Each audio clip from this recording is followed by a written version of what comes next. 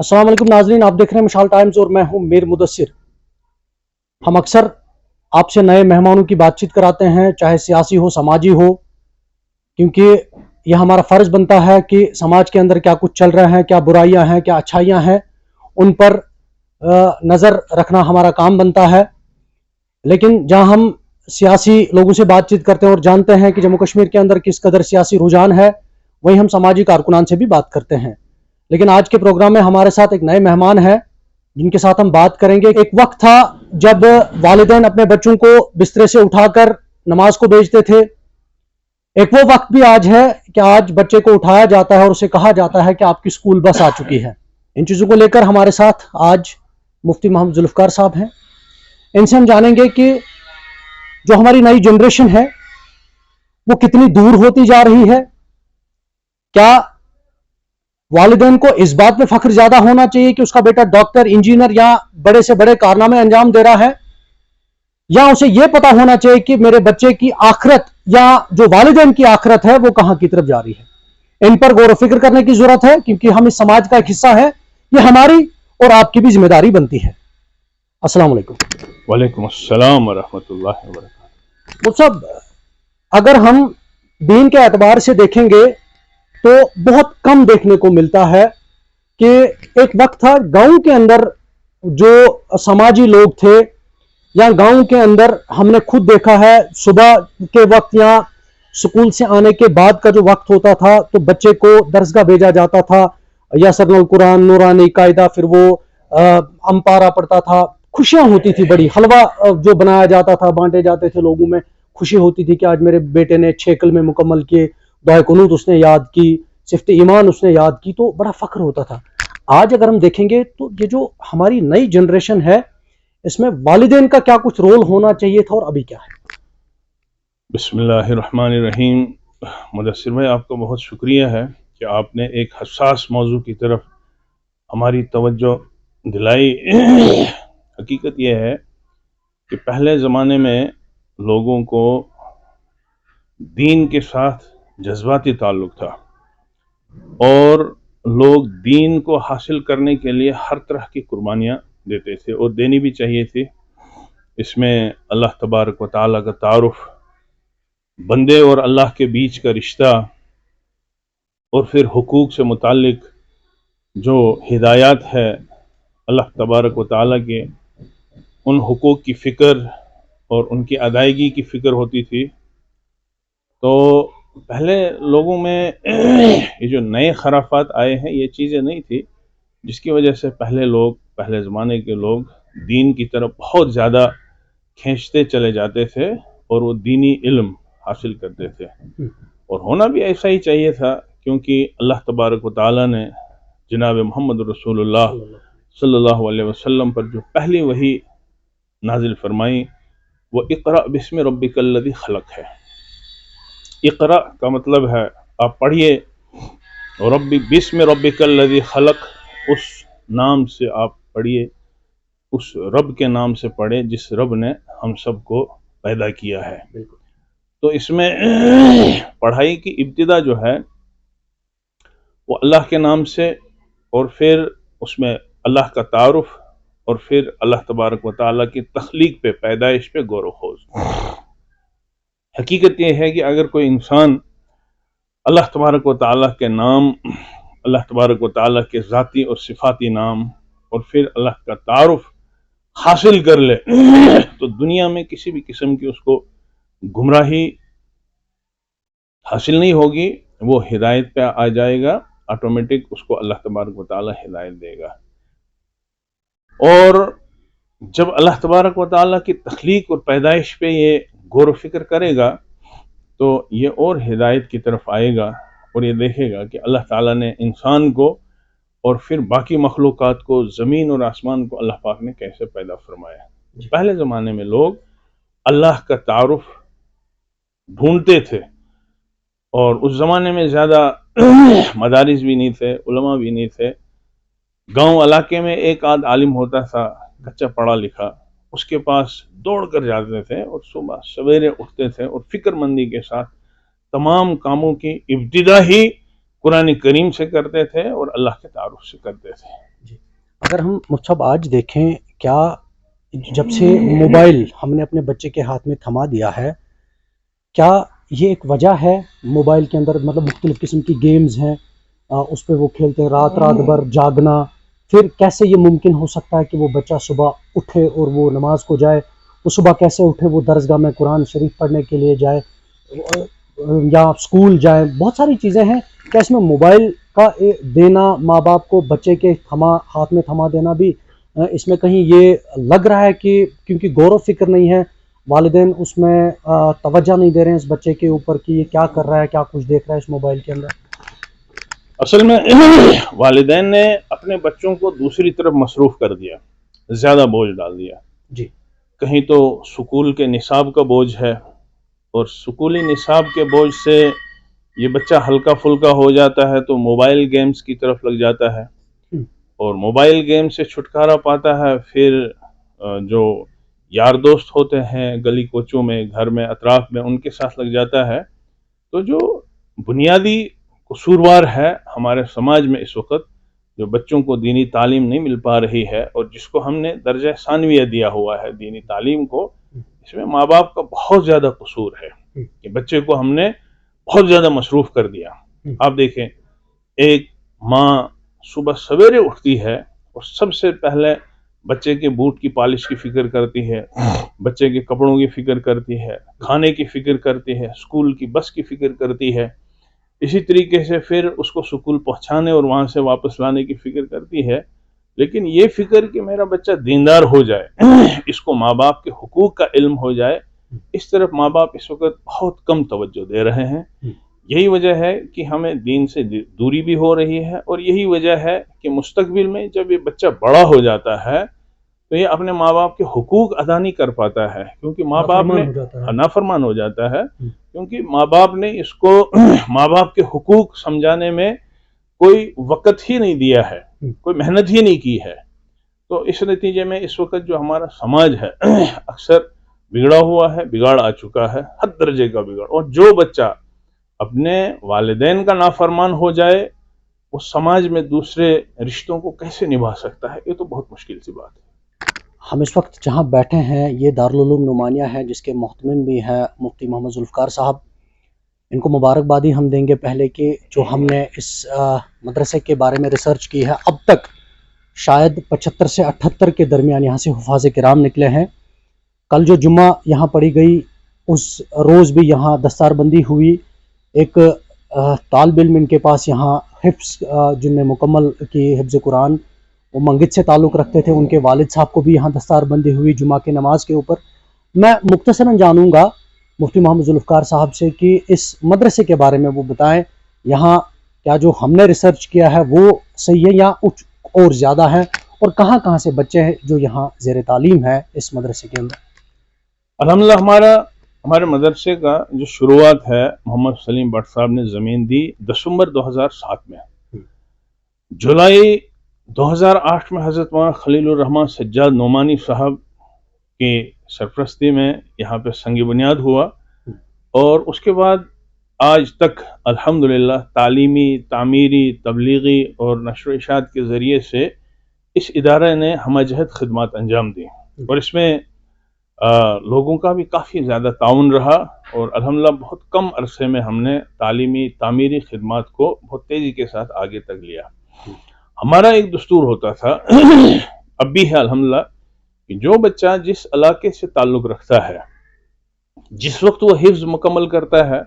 تو اس کی دستار اس کے علاقے میں، اس کے علاقے کی جامع مسجد میں جا کے ہم باندھتے تھے، جی وہیں باندھتے تھے۔ اس سلسلے میں ہمیں کافی ایسے رف لانگ ایریا میں جانا ہوا جہاں پہ کوئی عالم آج تک گیا ہی نہیں تھا۔ الحمدللہ میں ذکر کروں گا سدھ مہادیو چنینی سے پیچھے ایک ایریا ہے، وہاں ہم نے 2 دستار بندیاں کی ہے، اور وہ 2 شاگرد ہمارے اس ادارے کے فیض یافتگان اس وقت اس علاقے کو سنبھالے ہوئے ہیں۔ اسی طریقے سے سمڑ ایریا میں ہم نے 4-5 دستار بندیاں کی، منگت میں 5-10 دستار بندیاں کی، نیل میں، کھڑی میں، اور اس طریقے سے مختلف علاقوں میں ہم نے دستار بندیاں کی، اور الحمدللہ اس کے اچھے اثرات رہے۔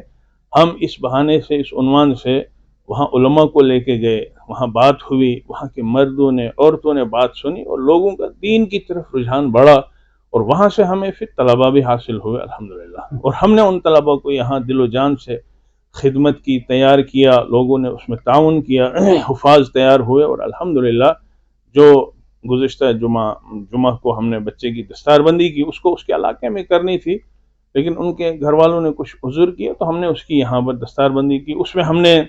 باضابطہ کوئی جلسے کی شکل نہیں دی، اعلان نہیں کیا، حسب معمول جمعہ تھا، تو جمعہ کے ہی ٹائم میں، جمعہ کے ہی وقت میں، نہ جمعہ سے پہلے کوئی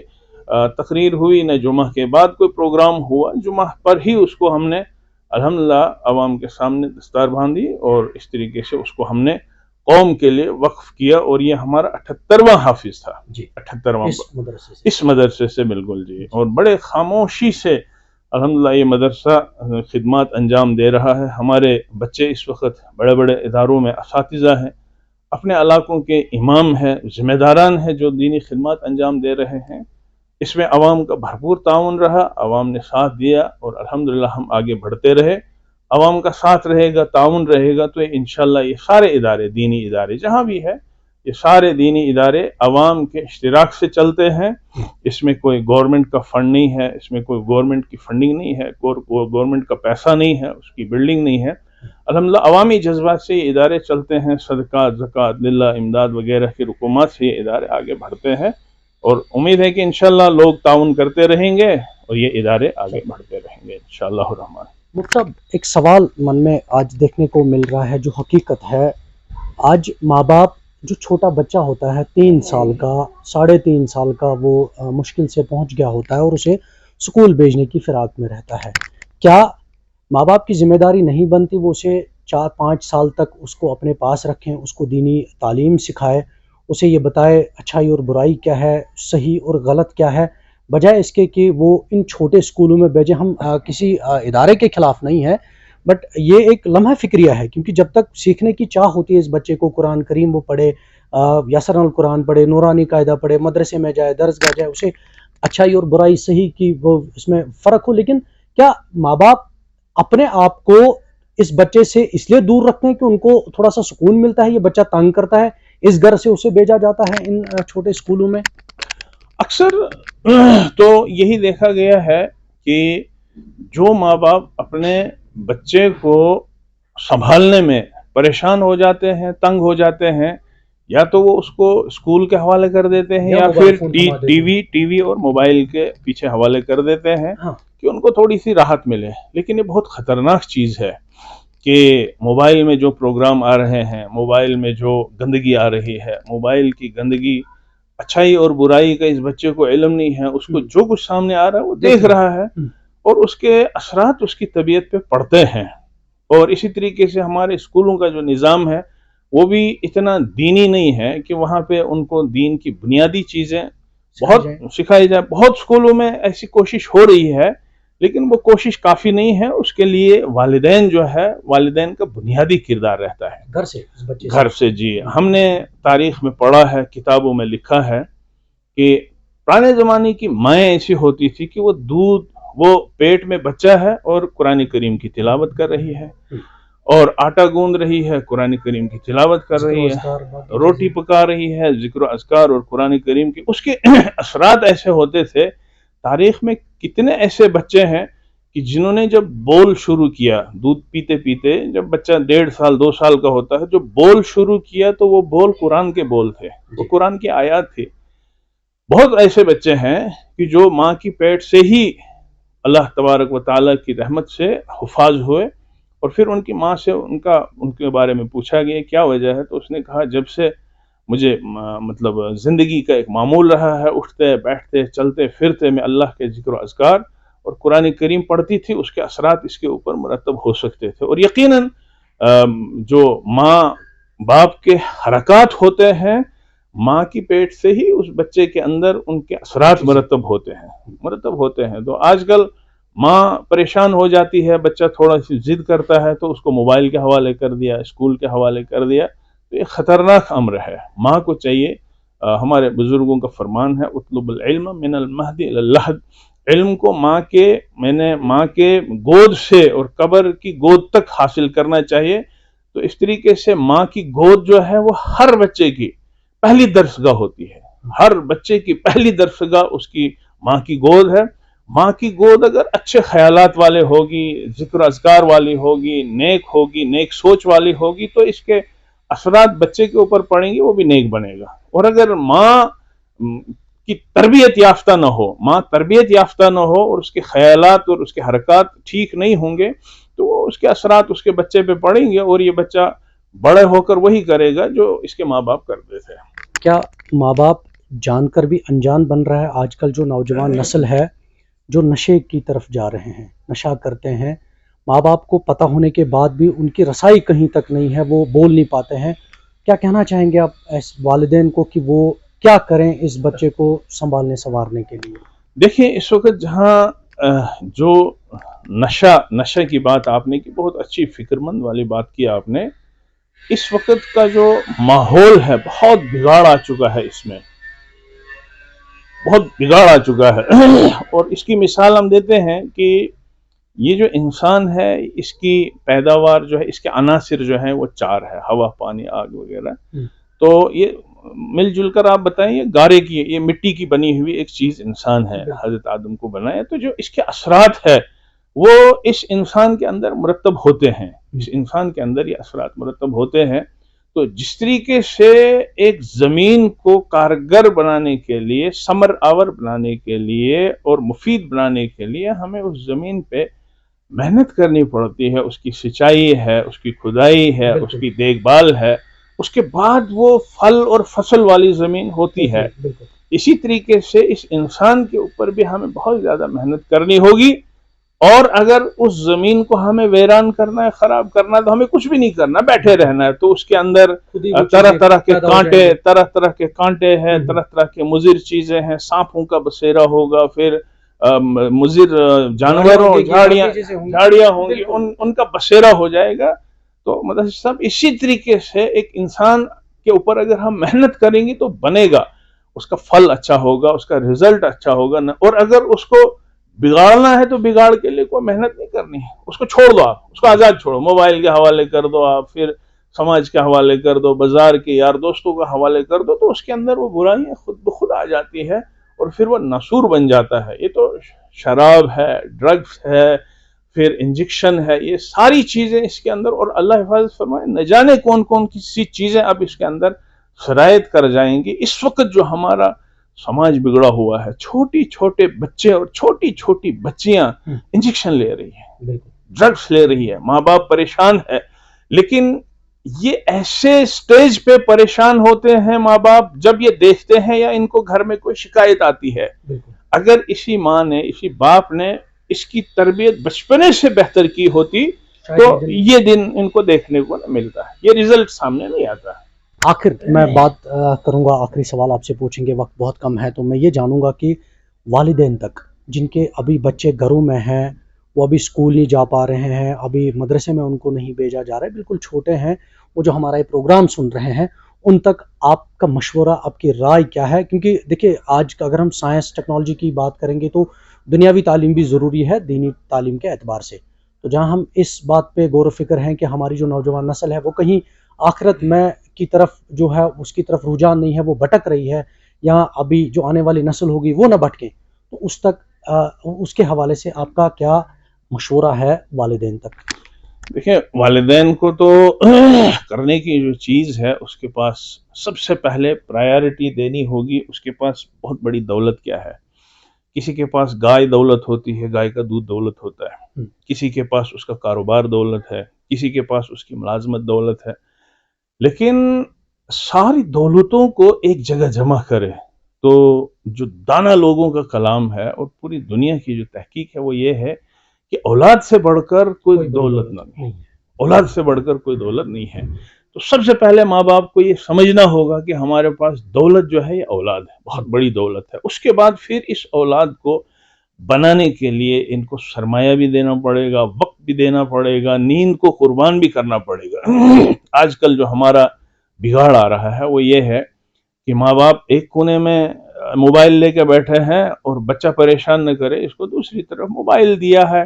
تو اس طریقے سے وہ اپنا کیا کہتے ہیں سکون حاصل کر رہے ہیں. اس طریقے سے بچہ بگڑتا چلا جا رہا ہے اور اس کے اندر زہریلے جراثیم جو ہے موبائل کے ذریعے سے ٹی وی کے ذریعے سے منتقل ہوتے چلے جا رہے ہیں. ایسے موقع پر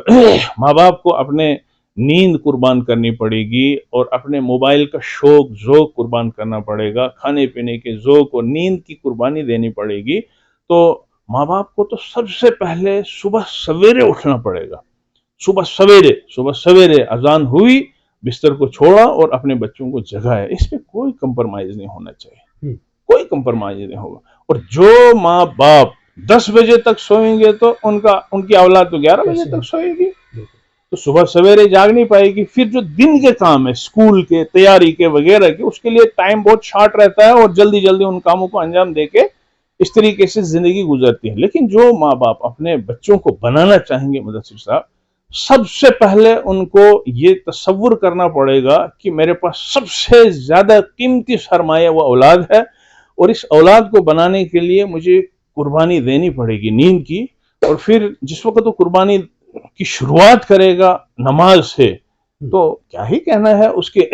نماز سے اس کی شروعات کرے گا. پھر وہ اپنے بچے کو پیار سے جگائے گا, اس کو بھی جائے نماز میں یا مسجد میں لے جائے گا, جائے نماز پہ لائے گا, اور اس کے بعد پھر قرآن کی تلاوت کرے. یہ آدمی مرد بھی عورت بھی گھر کے سارے ماحول کو تلاوت والا بنا دے, اور بچے کو بھی قاعدہ پڑھائے اور دینی تعلیم آہستہ آہستہ آہستہ آہستہ آہستہ دینے کے بعد اچھے اخلاق اس کے اندر کیا کہتے ہیں کہ سرایت کرائے, اچھے اخلاق کی تعلیم دے اور برے اور اچھے کی تمیز اس کو بتائیں. تو اس طریقے سے اگر ہم فکر مند ہوں گے اپنے اولاد کے سلسلے میں کہ ہم اپنی ذات سے قربانی دے رہے ہیں, تو انشاءاللہ الرحمن امید ہے کہ یہ جو بڑا قیمتی سرمایہ ہے اولاد ہے, یہ ایک نمونہ بن کے قوم کے سامنے پیش ہوگا. ایک نہ ایک دن یہ ہمارا قیمتی سرمایہ تیار ہو کر آئے گا, اور کیا کہتے ہیں کہ اس کے بعد پھر ہمیں اپنے لیے بھی راحت ہے, سماج کے لیے بھی راحت ہے, اور پھر دنیا بھی بہتر ہے, آخرت بھی بہتر ہے. اور جو ماں باپ اس طرف توجہ نہیں دیں گے, ان کی وقتی طور وہ سکون چین اور پھر وہ انجوائے وغیرہ کریں گے, لیکن جب بچہ بڑا ہوگا تو اس کی شکایتیں گھر میں آئیں گی, پھر پولیس کیس, پھر پولیس کی بہت ساری چیزیں, اور سماج کے اندر الگ بدنامی, پھر دنیا خراب اور آخرت بھی خراب ہو جاتی ہے. تو اس طریقے سے ہمیں اپنے اولاد کو بنانے کے لیے, قربانی کے لیے سب سے پہلے تیار ہونا پڑے گا. مفتی صاحب آپ کا بہت بہت شکریہ, آپ نے اپنا قیمتی وقت دیا ہمارے اس پروگرام کے لیے, اور آپ نے تفصیل پوری بتا دی کہ ایک ماں باپ کو اپنے بچے کے لیے کتنا فکر مند ہونا چاہیے, کتنی محنت کرنی چاہیے, تبھی ہم یہ کہہ سکیں گے کہ ہماری جو دنیا ہے وہ بھی ٹھیک ہے اور ہماری آخرت بھی انشاءاللہ ٹھیک ہوگی. کیونکہ ماں باپ کی ہی ذمہ داری بنتی ہے, کل کو ایسا نہ ہو کہ قیامت کے روز ہمارے بچے کھڑے ہوں اور یہ کہیں کہ ہمارے ماں باپ نے ہمیں درسگاہ کے لیے نہیں بتایا, مدرسے کے لیے نہیں بتایا, دین کی تعلیم سے ہمیں دور رکھا, جس کی وجہ سے ہم آخرت سے بھی بھٹک گئے. تو بہت بہت شکریہ آپ کا. شکریہ. ایک آخری بات کی, جس وقت ہم اپنے اولاد کو اس وقت جو تربیت دے رہے ہیں, آخرت کے دن اگر غلط تربیت دی تو ہماری پکڑ ہوگی, اور اس پہ قرآن کریم کی آیت ہے, ربنا اطعنا سادتنا وکبراءنا فاضلونا السبیلا, کہ آخرت میں ایک بچے کی پکڑ ہوگی تو اللہ سے شکایت کرے گا کہ یہ جو بربادی ہے یہ ہمیں اپنے بڑوں نے دی ہے. اطعنا سادتنا وکبراءنا, ہمارے بڑوں نے یہ دی ہے, فاضلونا السبیلا, انہوں نے ہمیں گمراہ کر دیا. پھر یہ اللہ سے درخواست بھی کریں, ربنا آتہم ضعفین من العذاب, اے اللہ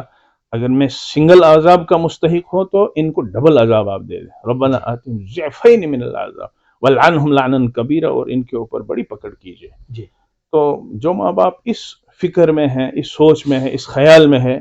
کہ ہم اپنے اولاد کو آسائش دیں گے, آرام دیں گے, سکون دیں گے, اور یہ آخرت میں معاملہ ایسا ہی ہوگا, یہ فائل نہیں اٹھے گی, فائل اٹھے گی ضرور. یہی اولاد کل قیامت کے دن اللہ کے سامنے بتائیں گے کہ اللہ انہوں نے ہمیں برباد کیا, انہوں نے ہمیں گمراہ کیا, تو ان کی جو گمراہی, انہوں نے جو ہمیں گمراہ کیا ہے اس کا ان کو ڈبل عذاب دے دیجئے. تو ہماری آخرت بھی برباد ہوگی. اس لیے آخرت میں اور دنیا میں سرخرو ہونے کے لیے ہمیں ایک ہی راستہ ہے کہ ہم اپنے اولاد کی بہتر تربیت کے, بہتر تعلیم دیں, اچھی تعلیم دیں, دین کی تعلیم دیں, اچھے اخلاق دیں, اچھی سوچ دیں, اچھی فکر دیں, برے سماج سے, برے لوگوں سے, برے دوستوں سے, گندی سوسائٹی سے ہم ان کو دور رکھیں, تو انشاءاللہ बाहर वाले दिन दूर नहीं है। बहुत बहुत शुक्रिया हमारे साथ बात करने के लिए। ये हमारे साथ आज के मेहमान थे मुफ्ती मोहम्मद जुल्फ़िकार साहब, जिन्होंने वाज़ा तौर पे तफसीलात फराहम की और कैसे अपने बच्चे के लिए वालिदैन को फ़िक्रमंद रहना चाहिए ताकि उसकी दुनिया भी ठीक हो और उसकी आखिरत भी ठीक हो। नए प्रोग्राम के साथ मैं मीर मुदस्सिर आपसे दोबारा रूबरू हूँगा। तब तक के लिए दीजिए इजाज़त। अल्लाह निगहबान।